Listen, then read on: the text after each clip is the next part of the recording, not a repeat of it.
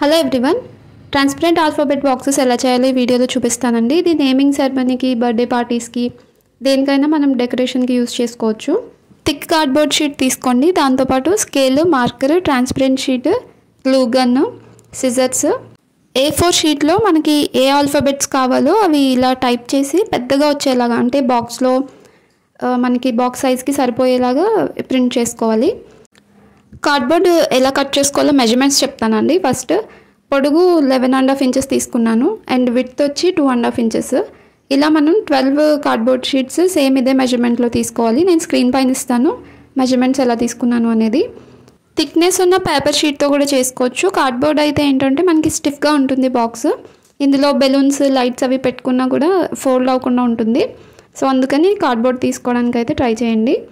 ఇప్పుడు ఈచ్ షీట్ని మనం ఇలా స్కేల్ హెల్ప్తో సెంటర్కి ఫోల్డ్ చేసుకోవాలి. అప్పుడే మనకి బాక్స్ షేప్కి మనం సెట్ చేసుకోవడానికి ఈజీగా ఉంటుంది.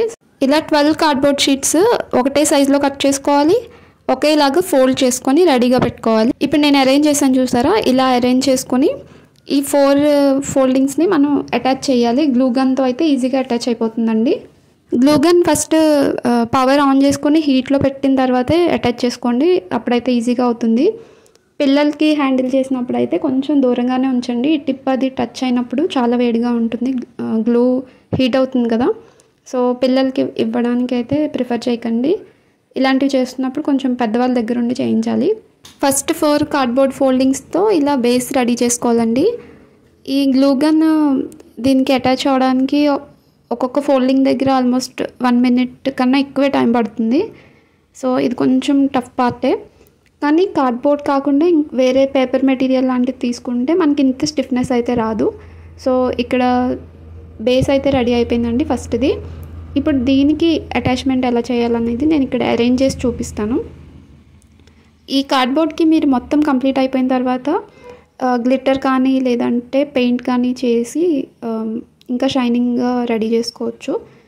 అంటే ప్లెయిన్గా వదిలేయడం ఇష్టం లేకపోతే, లేదంటే ఆల్ఫాబెట్కి మాత్రమే గ్లిట్టర్ యూస్ చేసుకోవచ్చు.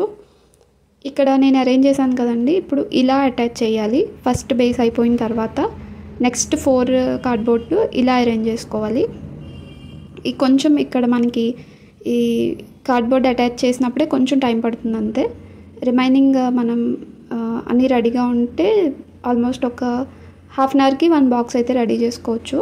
సో నేను మొత్తం బాక్స్ అయితే రెడీ అయిపోయింది. దీనికి ట్రాన్స్పరెంట్ షీట్ ఎలా కట్ చేసుకోవాలంటే, మనం 11.5 పొడుగు తీసుకున్నాం కదా, అదే మెజర్మెంట్తో మనం స్క్వేర్ షేప్లో 11.5 పొడుగు 11.5 వెడల్పు వచ్చేలాగా తీసుకొని ఈ ట్రాన్స్పరెంట్ షీట్ని కట్ చేసుకోవాలి.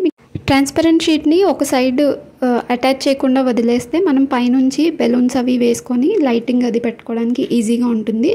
నేను 3 బాక్సెస్ చేయాలనుకుంటున్నానండి. 3 బాక్సెస్ అయిన తర్వాత కమ్యూనిటీ పోస్ట్లో పోస్ట్ చేస్తాను. ఆల్ఫాబెట్ అయితే ఇలా ప్లేస్ చేసుకోవాలి. ఇది కూడా ఇంకా కట్ చేసి గ్లిట్టర్ అవి అటాచ్ చేయాలి.